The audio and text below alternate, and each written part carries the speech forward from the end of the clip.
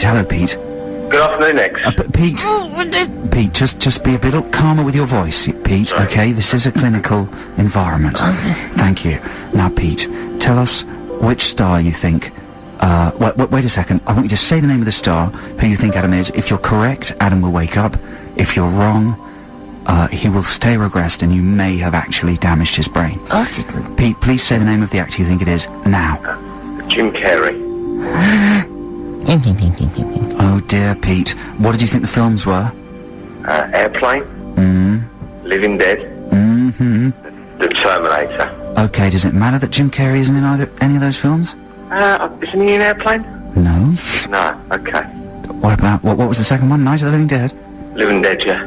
Which Living Dead? There's many different versions, different remakes. Any specific one? Or just any of them? The first one. The first one, the original black and white 60s one, when Jim Carrey would have been about 12. Would have been about 12. Not in that one. What was the third one?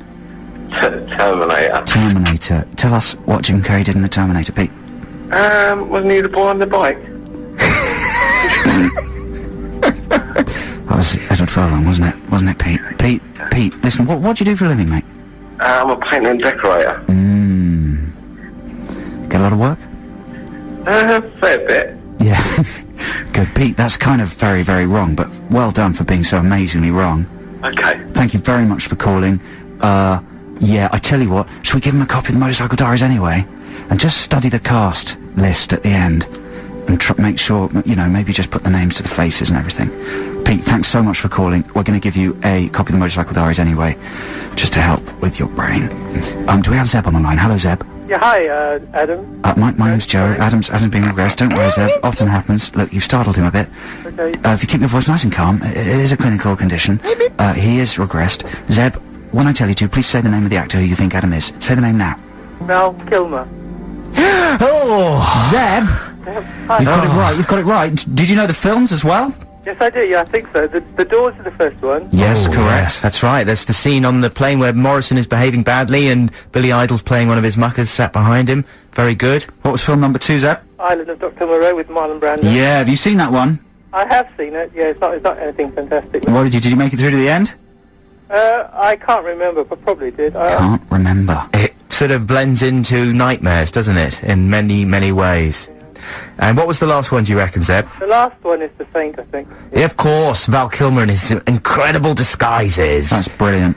Well done, Zeb. That's very, very impressive. Now, what are we going to do? We've given the guy that didn't know anything a motorcycle, a copy of the Motorcycle Diaries, and are we going to give Zeb now a copy of the Motorcycle Diaries? We should give him something else, shouldn't we? Well, Oh, no, but then you give him two, but Adam, you want to nick one. I was going to nick one. We could sellotape a pen or something. Zeb, are you happy with just one copy of the Motorcycle Diaries and for Adam to take your spare copy? Quite happy, yep. That's so generous of you. Thanks, Zeb. Okay. Listen, thanks for calling, Zeb. Congratulations. That was a brilliant, brilliant interpretation of the regression there. Got everything right, every detail. Nice piece of deduction, Zeb. Are you got anything fun lined up for Saturday?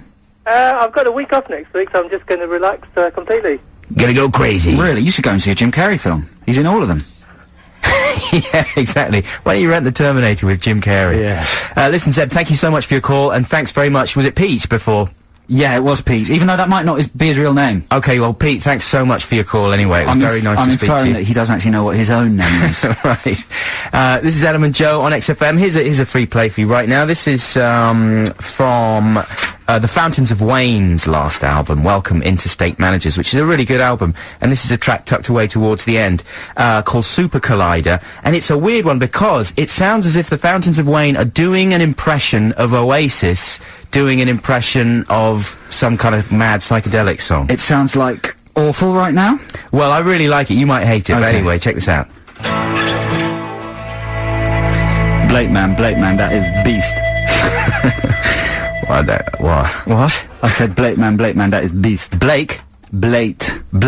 Adam, you're so square and old. What's the etymology of blate? What is the what? What does that mean? Do not call me that, whatever you said, man. How many other words are incorporated in blate? I will blat you up. Blat? Yeah, I will blat you up. Because you are blate beast. Well, I don't even know what I'm saying anymore. I've got to get out of the house more. Yeah, so listen. The frog, man. The crazy frog. Crazy Frog, yes. which we talked about a few weeks ago. Some time ago, yeah. The Crazy Frog. Explain for people who don't know about the Crazy Everybody Frog. knows about the Crazy Frog. I don't think I need to explain it, to be perfectly honest, Adam. Okay, it's like a cartoon frog, and he was advertising I absolutely promise you, ringtones. everybody listening to this I know, will but I'm about just the Crazy Frog. reminding people about who it is. Yeah. Anyway, we were very impressed by the fact that you could originally see the frog's little packet, his cartoon nutties. And now there's a great big black box over them, because presumably someone has complained and the complaint has been upheld. But they're not going to pull the ad. So is that really true? Because that happened about a week after we spoke about it. A little black box appeared on the Willy and Frog nuts. And what, that's to do with an actual complaint? Well, I assume it is, unless it's I don't just a think little... it is, you see. You think it's a joke? I think it's drawing attention to the Right. Willy and Balls. I think they're so brilliant. The, what did I call them? Not scientists, irritists, I've had a good word for them. But the people who devised that thing are geniuses. Yeah. And they know how to twist it up. So so it started off with the Crazy Frog, then they censored the Nuts and Willy, and now, the Nuts and Zoo, and now they have turned it into a house track. That's twist number 3. Right. So first of all, William Ball's genius. Second, censor the bits in order to make it even more erotic and provocative, because they're now concealed. Twist 3, make it into a house track. Wow, he's They've like done the same with Sweetie the Birdie. She's now a house track. And, you know, was it while Adam was away, maybe? We had a competition for people to invent... Oh, yeah, no, I was there, yeah, You yeah. were here. And do you remember the winner was a turtle? Burp Fart Turtle. Yeah, burp fart. Went, burped out of its mouth, farted out of its tail, and that would make it rotate, spin really fast, and it got faster and faster and exploded. Yeah. That was the winner of our competition, which was a brilliant idea. The following week there was one very similar launched on television. A pig that burps and farts. No. Yeah. That's more than a coincidence. It is more than a coincidence, isn't it? We should look into Someone this. is listening today who's ripped off one of our listeners and ripped off our show. Flipping heck, Tucker. Tucking heck, Flipper. This is Adam and Joe on XFM. We'll be back very shortly. XFM. Yeah, that's Baby Shambles with Kilimanjaro. Brilliant song. Terrible pun. It rankles every time I think about it.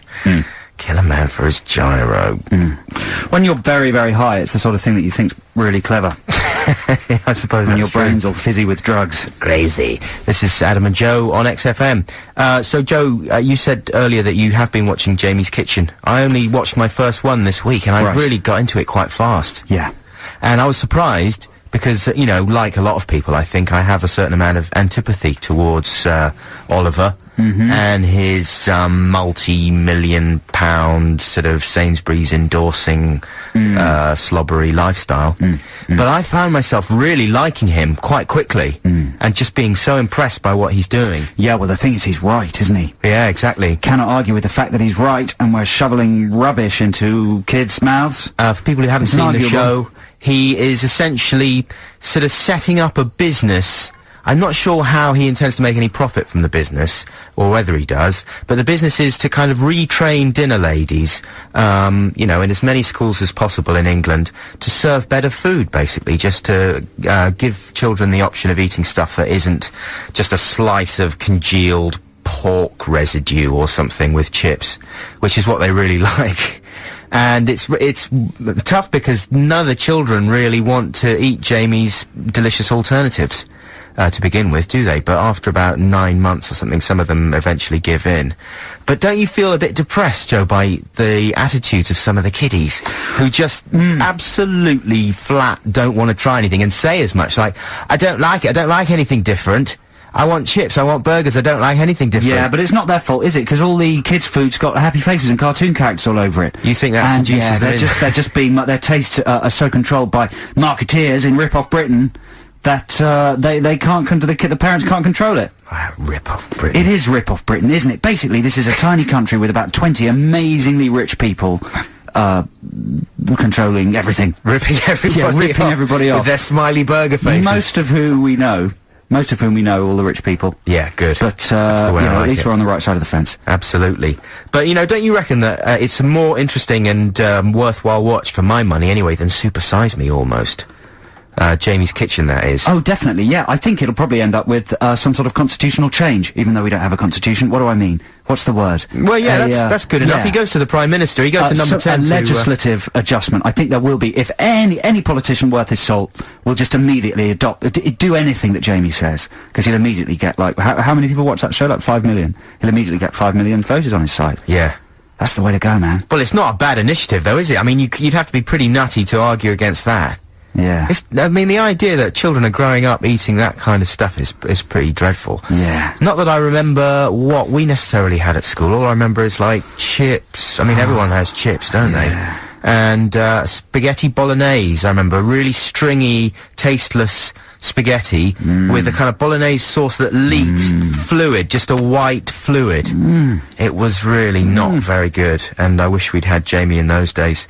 So I'm pro Oliver now. I just can't help myself. I love him.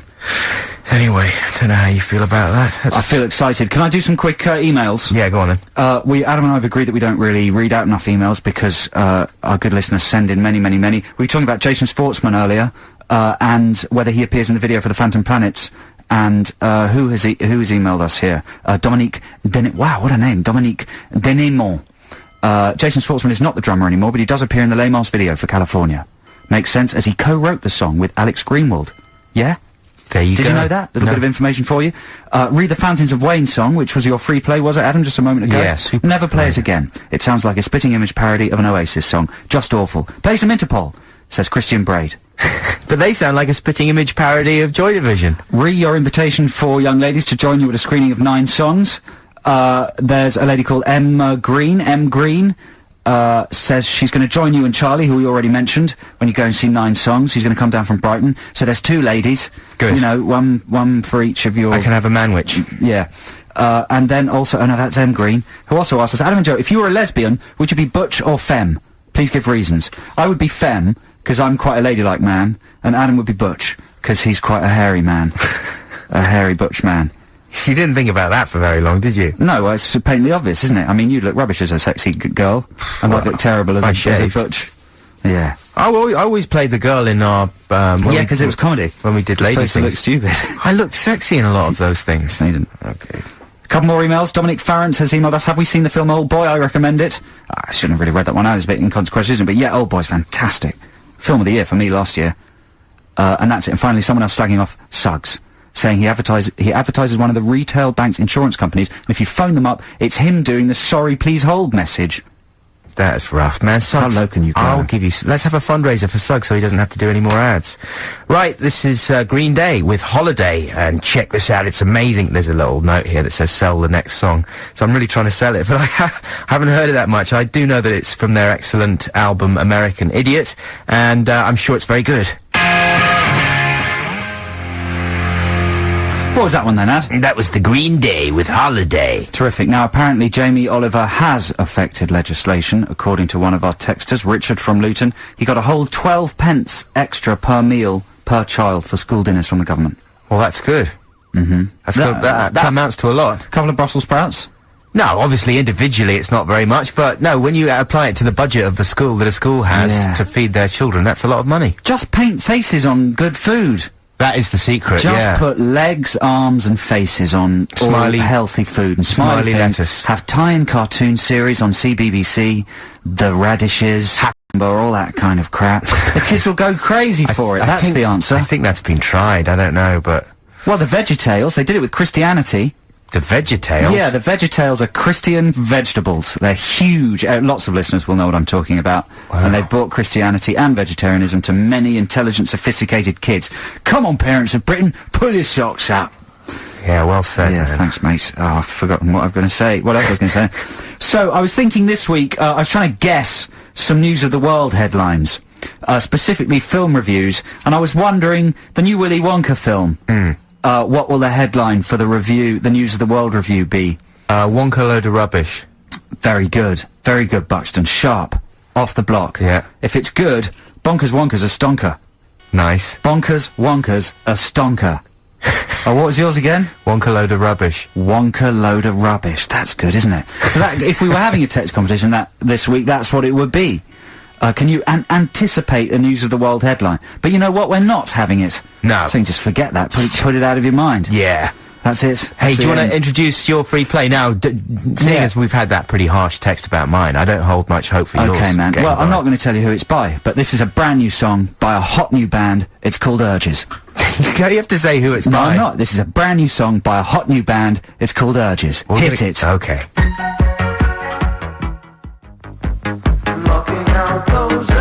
Yeah, of course. Actually, this record is extremely old. It's by Thomas Dolby. It's called Urges. I think it's even a B-side, isn't it, by the Dobbles? Yeah. Yeah, there we go. Dobby the House Elf. Do you get any good